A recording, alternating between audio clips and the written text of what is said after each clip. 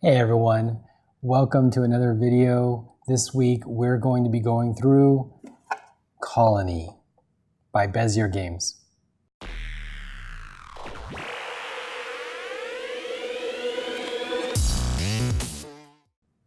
everyone, so this week I'm kind of doing a throwback. I kind of want to do more of these because I have a ton of games and I just haven't had the chance to fully talk about them in videos or whatever. So what I'm going to be doing is going through the game, the Colony in this case, going through the setup, kind of giving my commentary as I go along, and then at the end kind of wrap it all up with a what kind of groups is this game good for? I figure every game is good for somebody. I really like this particular game. I'm going to be focusing on games I like. Sometimes I like games that my group doesn't like because my group has a lot of strategy players, and I tend to like co-op games or highly thematic games. So I look for strategy games with themes. This game is set in a post-apocalyptic kind of Fallout sort of universe. There's lots of advanced technology, and you obviously are trying to rebuild your colony, and you're hoping to do a better job than anybody else. That's the story. The game actually, other than the cards having pictures of things and words that describe this story, there is no narrative to support the story, and the gameplay itself isn't too much like the fiction. So that's, whatever. The gameplay itself is solid. So the gameplay is similar to games like Dominion or other kind of deck building games where you have all of these different cards and you don't play with all of them. You only play with certain ones. So to begin with, I'm going to ask you, if you want to follow along, to install the Colony Setup app by Bezier Games. It's in the Play Store and in the App Store. So if you have that installed, it tells you the setup. Otherwise, you can go ahead and use the rulebook. The rulebook has some samples. But what it comes down to is you're going to use 6 starting cards from the box. Then you're going to use, and you always will, that's the requirement. Then you're going to use 7 what they call variable cards. So there is, I don't know, it looks like 20 different types of card in any particular game. You're going to have 7. So there's a lot of combinations there. All right, so let's just get to it. So we open up the app. Let's see if you can see it. So this is the app. I've clicked on starting. So this is their recommended starting game. You can see that it tells us that we're supposed to use the Pirate deck, the Scrap Shack deck, the Hospitality Suite deck, the Pawn Shop, the Chain Link Fence, the Prize Safe, and the Time Lock Vault. So when we're doing setup, we'll just go ahead and follow those instructions. So let's move this aside. Oh, okay. Another comment real quick. They give you this little separator. It is really, really nice. Wow, such a good thing. I wish more games like this came with this. If you look closely and you follow it, you have to enforce with your friends. If you're like me and you get somebody else to put your games away, make sure they use this. Usually your friends that you get to do this have high levels of OCD, so they like it. All right, so you can see this is red, yellow, blue, green. That's where those players' colored stacks go. You can see the starting player cards. So GMO Farm, Protein Lab, Fabric Replicator, Fiber Mill, Uranium Mine, and Fallout Shelter. There is no need or desire to memorize any of this. It's all right here. And then when the game tells you, oh, you need the pirate, as long as you trust this order, it's easy, it's quick. You just grab them all. So we're going to time it. No, we're not. I don't want to time it. But okay. GMO Farm, Protein Lab, Fabric Replicator, Fiber Mill, Uranium Mine, the Fallout Shelter, and then we're supposed to grab the Pirate, the Scrap Shack, the Hospitality Suite, the Pawn Shop,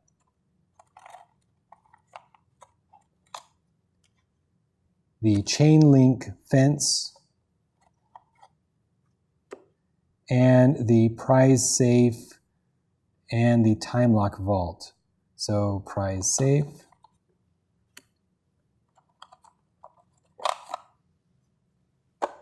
Then you open up the separator and it reveals all the dice. So just gonna grab, I'm not gonna grab all of them, guys. I'll just grab some of them because we're not gonna go through the entire game. Just enough.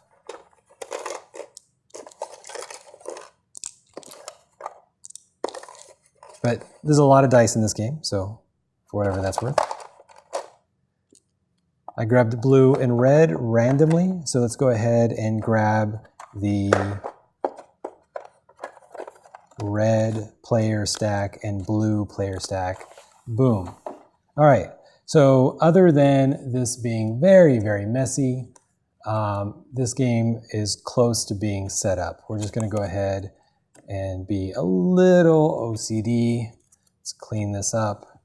So I did not give myself a lot of room to play. Let's go ahead and use this kind of space over here. There's some chippies. If you're playing a legitimate game and not just, kind of teaching someone the rules, then the number of dice, I believe, matters. The number of chippies does not. So if for some reason you run out of chippies, make sure that you just grab nickels or quarters or something and use those. All right. And then the scoreboard, go ahead and put that out.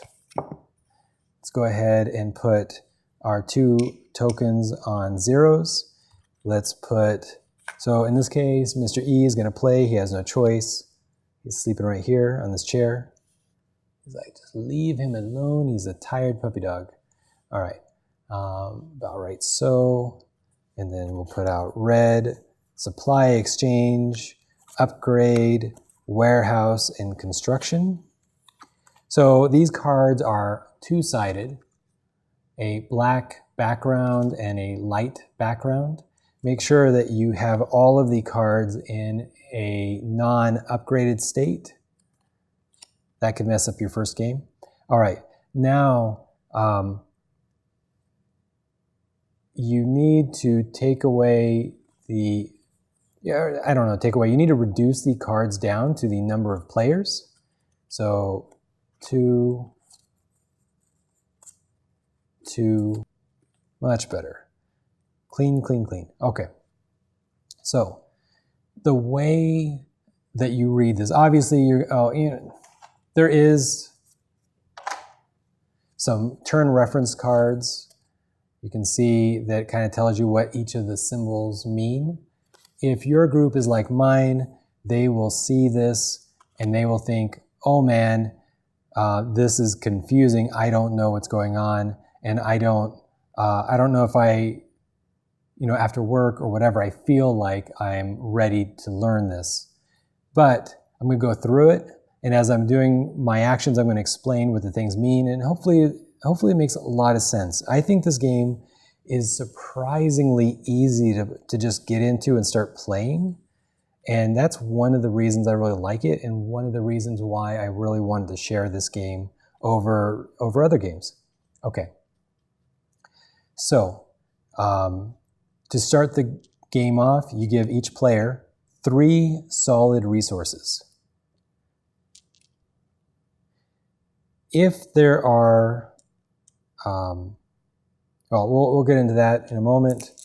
If there's 4 players, there's kind of a special rule, but to start the game off, you roll, and you put those into the warehouse. The warehouse can store up to 6 stable dice only. And you know that because, number 1, there's spaces for 6, but number 2, it literally says store up to 6 white square question mark.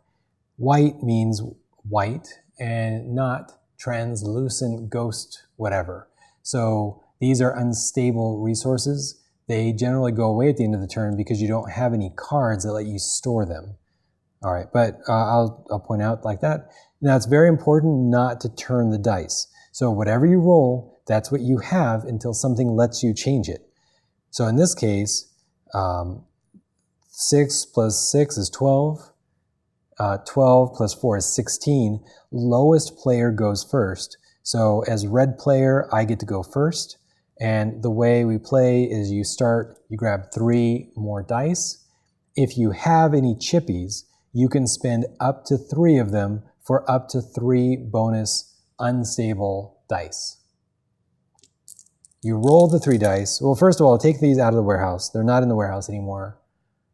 And you roll 3 more. Make sure you don't mix them up with the original dice. 1, 2, and 6. So the strategy here is you're looking at what you could buy. And you either want a card that will help you complete a strategy, or you want victory points. So you can see a hospitality suite is worth 2 victory points, whereas a scrap shack is worth 1. The reason for that is a hospitality suite is not very useful most games, most of the time. But it can possibly be useful, usually in a 3 or more player game. All right, so in this case, in order to buy the scrap shack, I would need a 6, and a 2, and a 2. The black means it can be unstable or stable, doesn't matter. What a scrap shack does for me, when it's built, I would immediately get a 5 stable resource. Then also, on each turn, I would get an unstable 1. So let's go, and of course, I'm trying to figure out what I want to keep. I only get to keep 1 of these dice, 6, the 2, or the 1. I have 2 3s and a 6.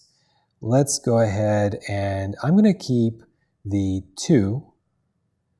And then you pass the 6 and the 1 to your player on your left, which in this case would be the puppy dog, Mr. E. And he is going to receive 1 of these dice. He already has 2 6s. If he gets a third 6, he can get a prize safe if he had 2 2s. But I don't think he'd do that. I think he's going to keep the... Wow, uranium mine is pretty amazing. He could almost start going for uranium mine, but I don't know. Let's keep the 6. It's often nice to have duplicates. So he keeps the 6. He has to put it in his warehouse. If he did not have room, he would have to kick something out or throw the 6 away. He doesn't have to keep the die he's given, but he can't store more than 6 cards in the warehouse, or 6 dice in the warehouse. All right, so then the 1 goes back to that person's player to the left. If you have 3 players, that means that all 3 players will get a die every single turn. If it's a 4-player game, then the 4th player gets nothing because there's no dice left. In a 2-player game, you pass the 1 back. You pass the extra 1 back. So now I have a 1, a 2, a 3, a 3, and a 6, and I get to play the game. So at this point, I have 2 3s, and I have a 6. So what am I going to do? I'm going to activate the supply exchange. I'm going to pass 2 3s that are equal, right? So it's 2 black equals. So black means anything, unstable or stable. They have to equal the same number. These 3 both equal the same number. And then I'm going to get a stable of anything I want. In this case, I'm going to get a stable 2. So I put that back in the supply. Then I now have 6, 2, and 2. I'm going to activate construction, and that is going to give me a scrap shack. Now, that goes back into the supply. At this point, with the scrap shack, I cannot use it this turn, but it does say when it's built, I immediately get a 5. So let's go ahead, pull that 5 out, and then if I'm done, I'm going to store in my warehouse up to 6 dice. I'll put the 5 and the 1 in there, and then the scrap shack goes out. Boom. And cleanup phase, I untap everything. Couldn't use upgrade this turn, and I use construction, so that's it. Now it's victory phase. 1 dot. so I put myself at a 1. In a 2-player game, the game ends at 20 points. So whoever gets to 20 points first wins. There we go. Now the next player, he grabs 3 dice. And 6, 4, and 3. He's going, wow, he did get he almost has enough for a uranium mine. That is pretty crazy. Wow, let's go ahead and do the, it's just kind of hard at this point to reliably get another 6, but let's do it. We'll just grab the 6. Oh, these all came off the warehouse to start. So you can have any number at this point, right? You can have, during your gameplay phase, you can have any number of dice, stable or unstable. All right, then the 4 and the 3, let's go ahead and just keep the 4. That goes in there. Again, if he didn't have room, he'd have to give it away. 3 comes back. All right, so 1, 2, 3, 4, 5, 6 dice. That's the max he can keep anyways. He could start turning these dice into something else using his supply exchange one time. But he's going for the big one. He's going for the uranium mine. So all these 6s, a 4, and a 3. Again, it would take like 3 4s and a 2. Time lock vault, any 3 dice. So if it comes down to it, he will just purchase a time lock vault. Okay, supply exchange, I have no dice. Upgrade, nothing to upgrade. Construction, if you do not build anything, you can tap it and get a chippy. Okay, we'll go through that in a moment. All right, cleanup, there's no victory points. Game over. All right, second to last turn, just to, I need a couple more dice. There. All right, second to last turn, just to kind of go full circle and use all the rules. So we pull these out of the warehouse. We throw the 3 dice. I'm going to keep a 5.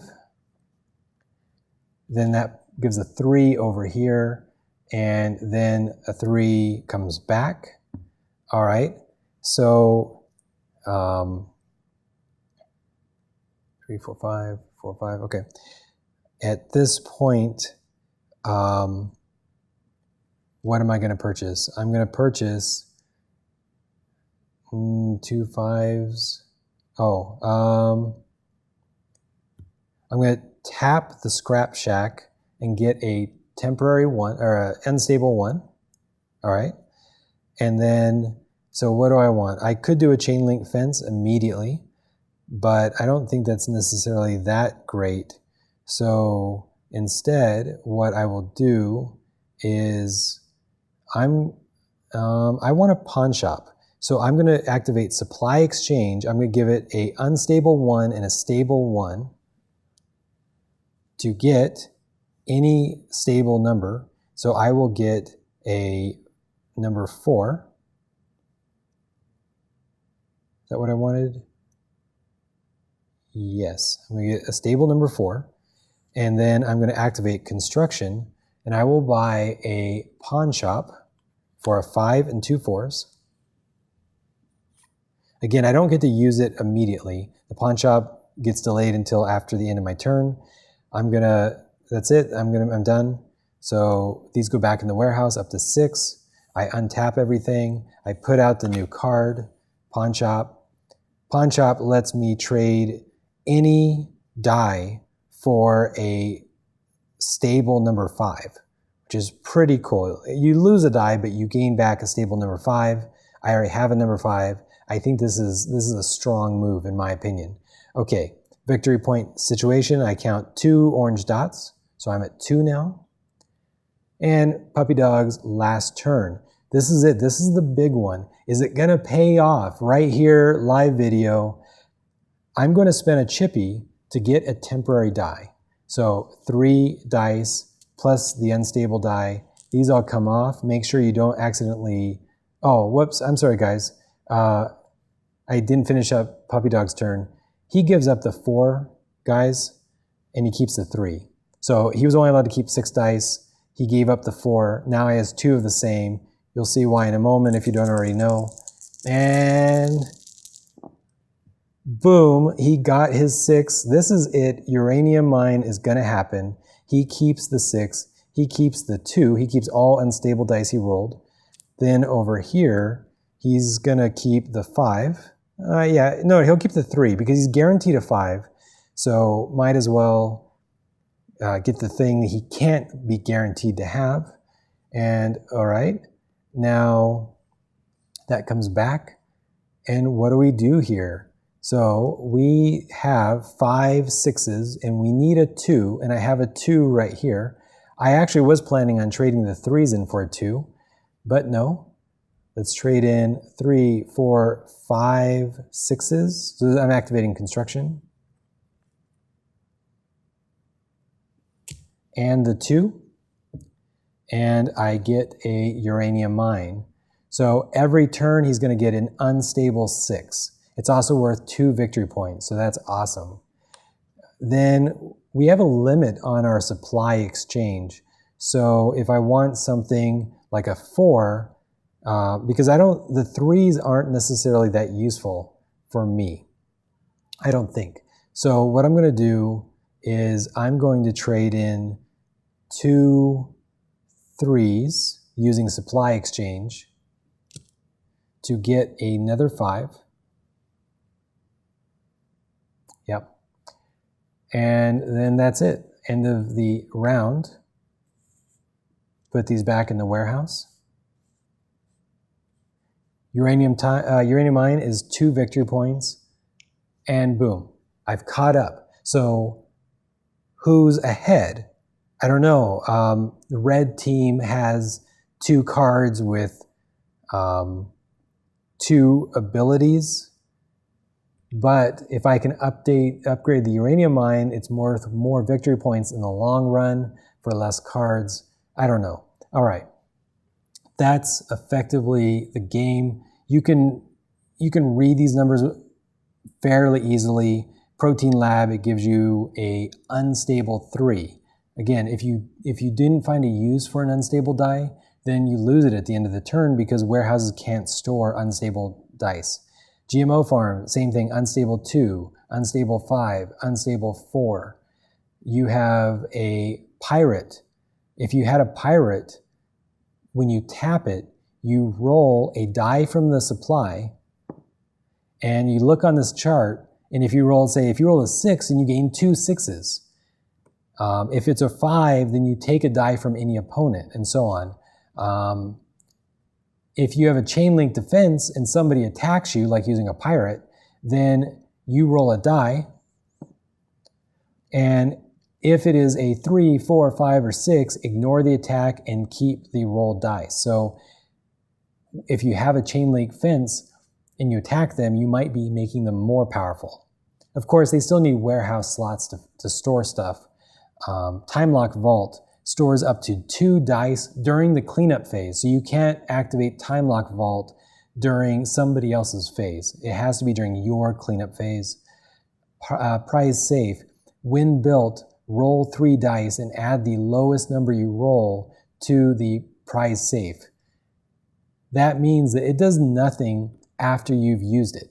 It's a one-off thing. It's worth 1 victory point. I don't know why. Oh, no, this is a VP card. It's worth the number of victory points on this number. So I misread. This isn't a circle, it's the little line. So with prize safe, you roll, this is the worst possible result. You roll a 1, boom, it's now worth only 1 victory point, but if you upgrade it, when upgraded, roll 3 dice, add the highest value die below, 4. Now it's worth 4 victory points. So prize safe is totally worth it if you upgrade it. If you don't upgrade it, honestly, if you rolled a 6, you would never upgrade it because there's no value to it. But it'd be 3 6s, which is unlikely. But if you play D&D, you all knew somebody who rolled 18s all the time. Usually me. Okay. So that's the game. You have to try to predict which dice you're going to keep each turn, which dice are going to help you the most. I find that in my groups, it's just fun. It's fun building up more and more cards, figuring out all the different things you can do, tapping them each as you go. Sometimes somebody's going to fall really far behind, and that would suck, except they have a really nice catch-up mechanic. Some players hate this. If you're a colony player and you got rid of this rule or you hate this rule, okay, I'm not going to challenge your gaming group. You do you. This is how it works. Let's say that at some point, I'm at 11 points and Mr. E is at 16. And I think, wow, one more turn, he might be able to pull this off and get a win. Okay, I'm going to get rid of a card. And let's say I get rid of supply exchange. It's not worth a victory point anyways. I get rid of it, it's gone. Permanently gone. Then, in return, I get a number of bonus dice equal to the difference between me and the current leader. So that's 5 extra dice, 3, 4, 5, to spend and buy stuff. Might be able to upgrade something. Might roll a bunch of 2s and think, what am I going to do with a bunch of 2s? That's me. All 18s are all super low. But in this game, honestly, you want repeated numbers a lot of times. So that wasn't that bad of a roll. You don't need all 6s to get the best stuff in general. All right. That's a pretty good catch-up mechanic. Some people have seen a dramatic shift, like one person's at 11, one person's at 18, that's 7 extra dice, and boom, they win. I can see how that feels kind of bad, but I haven't seen that in my games. And in fact, most of my players forget about it, and then I pull it out, and then I don't win that turn, but I push through and I get a victory shortly thereafter.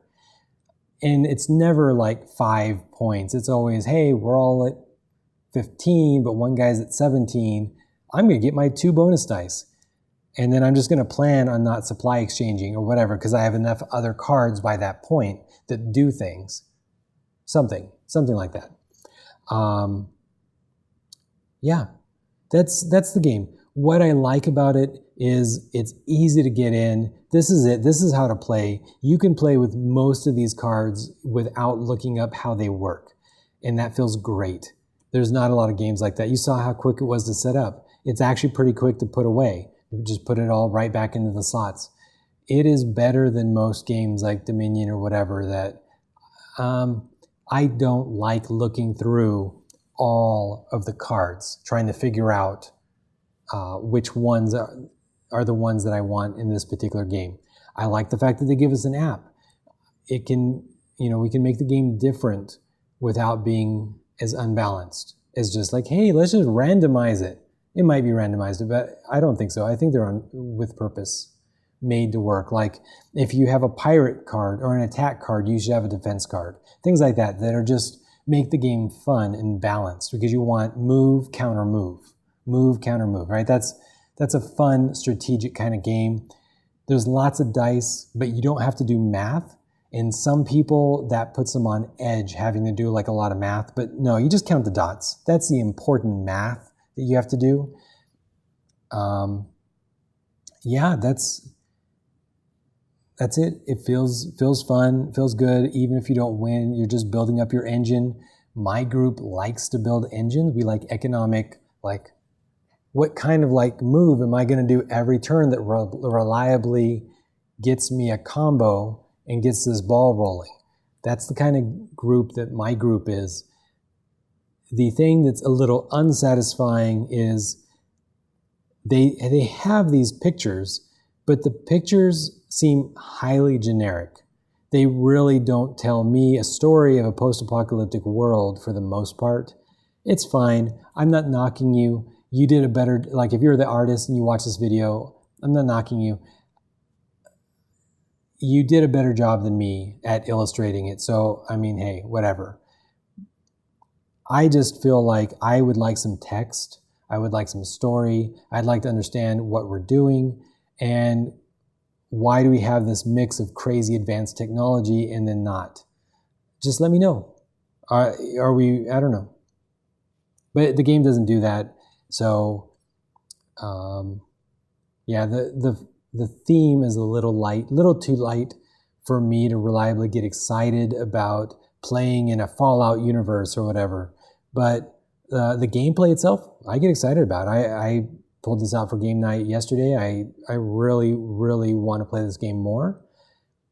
And so here we are, video. Hopefully it motivates people to like, hey, I'm in Vegas. Do you want to play some Colony? I don't know. Well, we'll play whatever if you're in Vegas and you want to reach out to me. But yeah, you can lose a bunch of money gambling or you can play games with me. Think about it. Or do both, whatever.